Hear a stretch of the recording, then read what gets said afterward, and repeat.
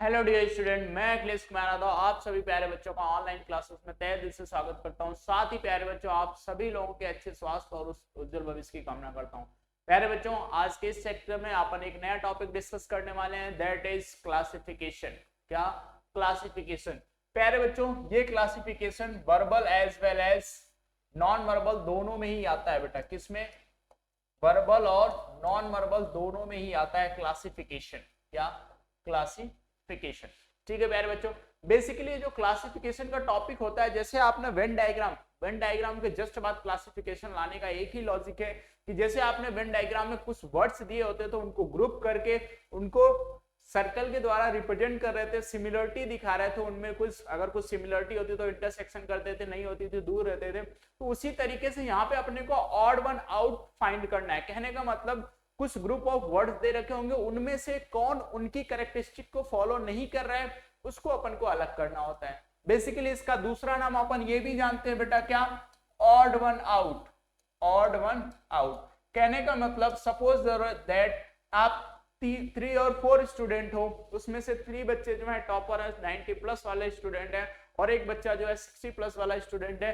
तो अगर अपन इन चारों बच्चों में से ऑड वन आउट कहेंगे तो कहेंगे ये बच्चा 90 प्लस नहीं है, तो ये क्या हो गया? अलग है। बाकी के 3 क्या है? टॉपर्स की कैटेगरी में आते। तो इस तरीके से अपन इस क्वेश्चन में करते हैं, लेकिन ऐसा इतना आसान भी नहीं होता। एकदम लॉजिक को पहचानना, देन उस लॉजिक को फॉलो करते हुए ऑड वन आउट करना, that is a typical task. But practice करके अपन क्या कर सकते हैं, उसको बहुत ईजियर बना सकते हैं। तो आपको ज्यादा से ज्यादा प्रैक्टिस करनी होगी। मैं कुछ क्वेश्चन की प्रैक्टिस लेके आप लोगों के लिए आया हूं। देखते हैं क्लासिफिकेशन का जो पहला टॉपिक है बेटा, क्या? Choosing the odd words. कुछ वर्ड्स दे रखे हैं, उनमें से अपने को क्या करने हैं?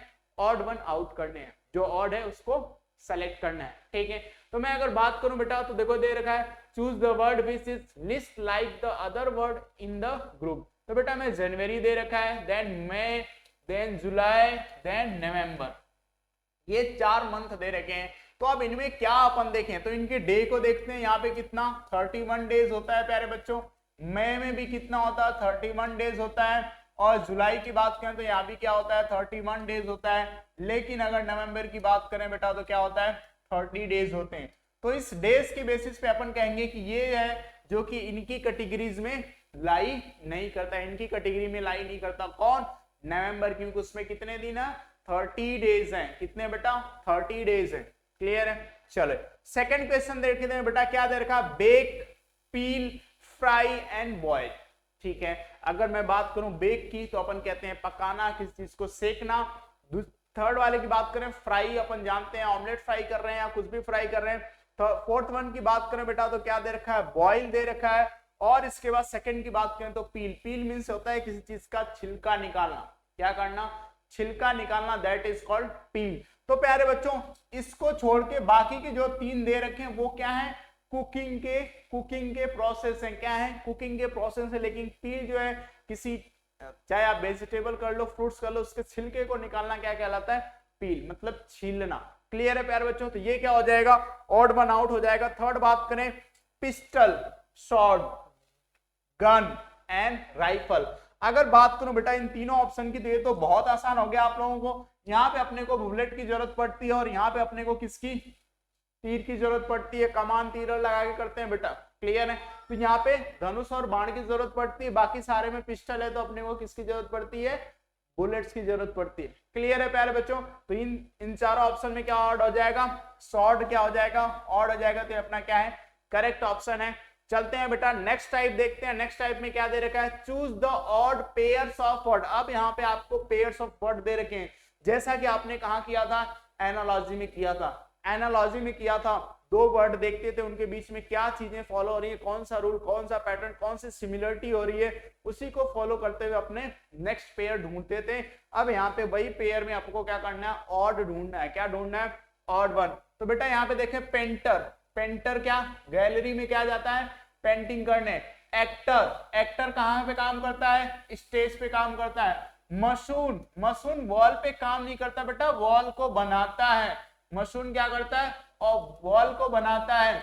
ये क्या दिख रहा है हमें? ऑड दिख रहा है। बिफोर आंसरिंग द क्वेश्चन पहले अपन फोर्थ वाले ऑप्शन को भी चेक कर लेते हैं। फार्मर कहां पे काम करता है? फील्ड में। तो इन तीनों ऑप्शन की बात करें तो पहले का दूसरा जो है वर्किंग प्लेस है, पहले वर्ड का दूसरा वर्ड क्या है, वर्किंग प्लेस है।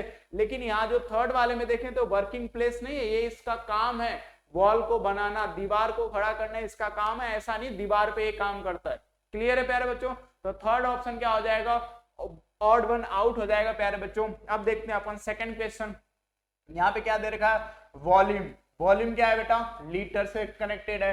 प्रेशर, प्रेशर किससे कनेक्टेड है, बैरोमीटर से। लेंथ, लेंथ किससे कनेक्टेड है, मीटर से। और इसके बाद रेजिस्टेंस देखें तो क्या है, ओम। तो रेजिस्टेंस का ओम क्या होता है, यूनिट होती है, यूनिट होती है फॉर मेजरिंग। ठीक है, वॉल्यूम की लीटर क्या होती है, यूनिट होती है प्यारे बच्चों। लेंथ की मीटर क्या होती है, यूनिट होती है। लेकिन अगर अपन सेकंड ऑप्शन की बात करें तो प्रेशर को मेजर करने वाला इंस्ट्रूमेंट जो है वो क्या कहलाता है, बैरोमीटर कहलाता है। जबकि प्रेशर की यूनिट क्या होती है, पास्कल होती है बेटा। क्या होती है, पास्कल। तो यहाँ पे क्या है, इसकी यूनिट न देके इसके इंस्ट्रूमेंट को दे रखा है जिससे अपन क्या करते हैं, मेजर करते हैं। क्लियर है प्यारे बच्चों? तो चलिए अगला क्वेश्चन देखते हैं। नेक्स्ट टाइप, नेक्स्ट टाइप में आपको क्या दे रखा है, choose the odd number, numeral. Numbers change करने के इन दोनों क्वेश्चन में ऑड नंबर कौन से हैं प्यारे बच्चों। जैसा आपने सीरीज में किया है वैसा ही कुछ कॉन्सेप्ट यहाँ पे भी लग रहा है, सीरीज और मिसिंग नंबर इन फिगर। तो ये जो क्लासिफिकेशन बेसिकली होता है ना, इसमें सारे टॉपिक ऑलमोस्ट कनेक्टेड होते हैं, उनके बीच में रिलेशन देख के वहां से ऑड ऑन आउट करना होता है अपने को। ठीक है, ऐसा ही सेम टॉपिक क्लासिफिकेशन का नॉन वर्बल में भी देखेंगे, जहां पे डिफरेंट डायग्राम्स होंगे, उन डायग्राम्स के पैटर्न को चेक करते हुए अपन को ऑड वन आउट करना होगा। क्लियर है प्यारे बच्चों? तो चलिए देखते हैं पहला क्वेश्चन क्या दे रखा है, 13, 17, 23 और 63। आप बताओ पहले क्या होगा आंसर, आपके हिसाब से आंसर क्या होना चाहिए। बिल्कुल करेक्ट बता रहे हो आप, बिल्कुल करेक्ट बता रहे हो कि फोर्थ ऑप्शन क्या होगा, करेक्ट होगा। क्यों? क्योंकि ये देखो 63 क्या है, कंपोजिट नंबर है। क्या है बेटा, कंपोजिट। 9 और 7 से डिविजिबल, बाकी ये 3 नंबर्स जो है वो क्या है, प्राइम नंबर्स हैं। क्या है प्यारे बच्चों, प्राइम नंबर्स। तो फोर्थ ऑप्शन क्या हो जाएगा, ऑड वन आउट हो जाएगा। नेक्स्ट क्वेश्चन में देखते हैं क्या दे रखा है, 25, 36, 78, 144। बहुत सारे बच्चों का आंसर आ चुका है। आंसर क्या है बेटा, आंसर थर्ड ऑप्शन है। क्या है, आंसर थर्ड ऑप्शन है। क्यों?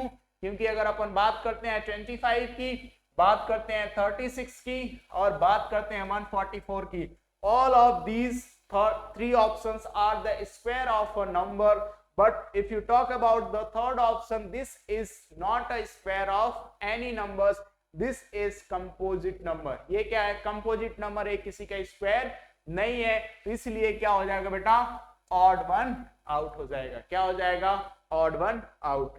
क्लियर है? चलो नेक्स्ट टाइप देखते हैं बेटा। यहाँ पे क्या दे रखा है, choosing the odd numerals pair group. अपने को ये जो ग्रुप दे रखे हैं इनको अपन को क्या करना है, चूज करना है। अगर मैं बात करूं 14 और किसकी, 12 की, तो बेटा 12 और 14 के बीच में कितने का डिफरेंस है, 2 का। यहां से बात करूं बेटा 7 और 24 की, तो यहाँ पे भी क्या है, कुछ रिलेशन नहीं दिख रहा है। 7 3 जा 21 प्लस 3 कितना, 24। यहां से देखें बेटा तो 37 और 4 दिख रहा है, यहाँ पे भी कोई खास रिलेशन नहीं है। 4 9 जा 36 प्लस 1।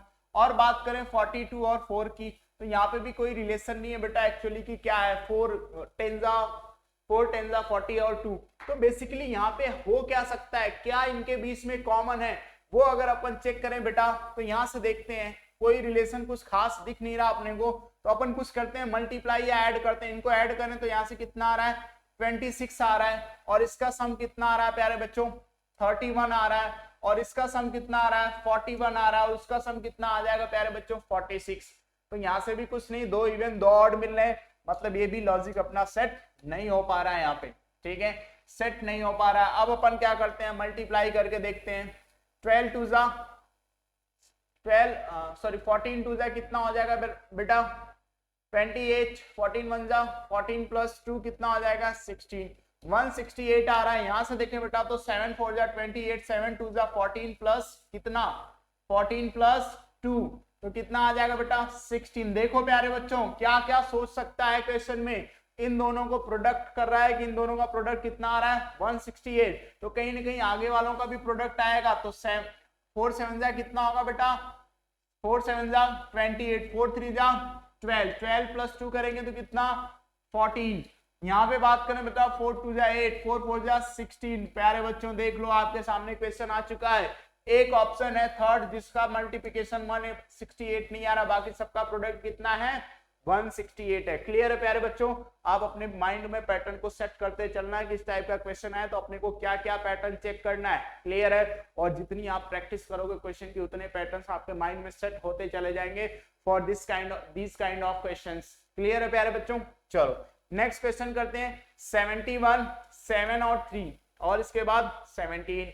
नेक्स्ट देखें 67, 7, 3 एंड 5। नेक्स्ट देखें 41, 5, 3 एंड 47। अब इसके बाद देखते हैं बेटा 37, 14, 19 और 7।